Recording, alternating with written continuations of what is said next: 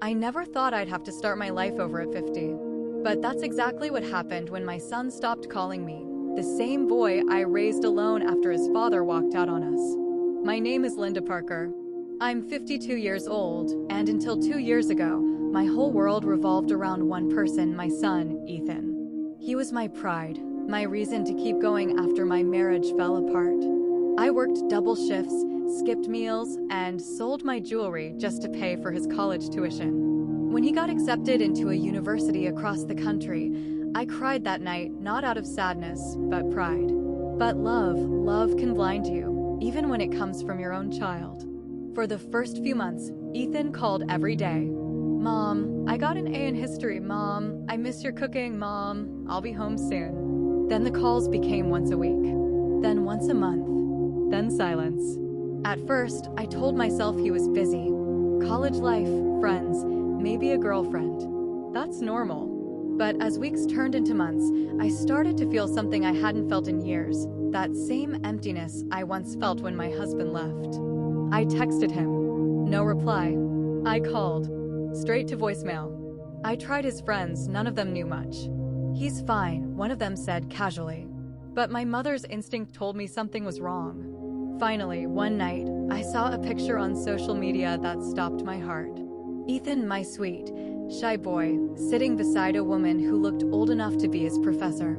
Their hands were intertwined, and his caption read, "My reason to smile again." I felt dizzy. I didn't judge him for who he loved.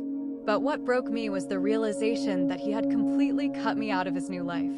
No calls, no messages, not even a visit on my birthday. I sat alone that night at the kitchen table, the same table where we used to laugh over burnt pancakes and late-night homework.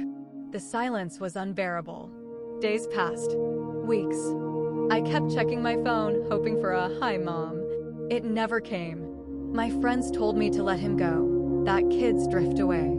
But they didn't understand he wasn't just my son. He was everything I had left. Then one afternoon, I received a call from an unknown number. A woman's voice said, "Mrs. Parker? This is Anna." I froze. Anna, the woman from the picture. She said softly, "Ethan asked me not to call you, but I think you deserve to know the truth." My heart dropped. She continued, "Ethan's been struggling. He lost his job. He's been drinking.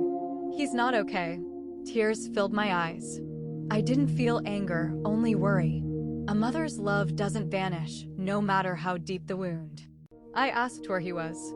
She told me quietly, "He doesn't want to see you right now. He's ashamed." That word stayed with me. Ashamed. Ashamed of me? Or of himself? I couldn't sleep that night. Every creak of the house reminded me of the nights I stayed awake when he was sick as a child, praying for his fever to break.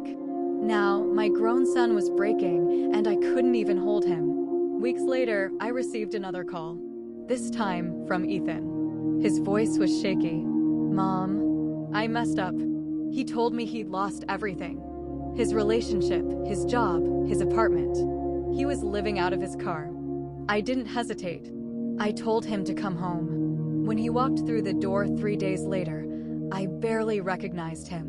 His eyes were sunken, his hair messy, his shoulders heavy with shame. But to me, he was still my boy.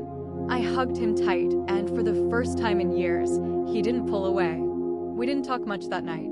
I just made him soup, like I used to. We sat in silence, but it wasn't painful anymore. It was healing. Over the next few months, he slowly rebuilt his life. He got a small job, started therapy, and even began helping me around the house. I never asked about Anna.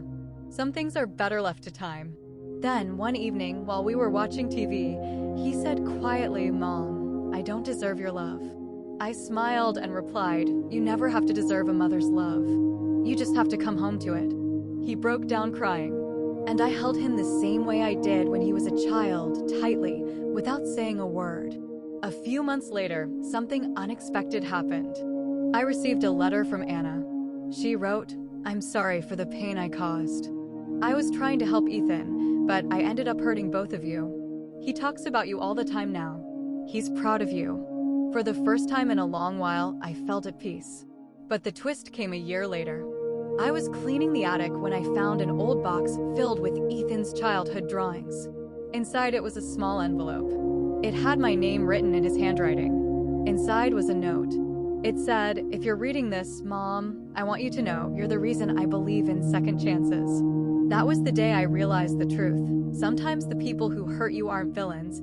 They're just lost souls trying to find their way back home. I don't know where life will take Ethan next. But every night, when I hear him humming while washing dishes, I silently thank God for giving me my son back.